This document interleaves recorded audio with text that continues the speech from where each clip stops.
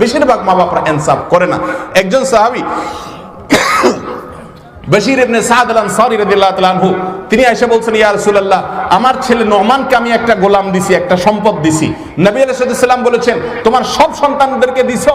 বলে না ইয়া রাসূলুল্লাহ, দেই নাই। তিনি বলেছেন, যা সবাইকে দিয়ে আসো, কারণ নবী আলাইহিস সালাম বলেছেন, ইত্তাকুল্লাহ ওয়া আদিলু বাইনা আওলাদিকুম, আল্লাহকে ভয় করো ও বাবারা মায়েরা, সন্তানদের মধ্যে ইনসাফ করবা, কারোর প্রতি জুলুম করবা না।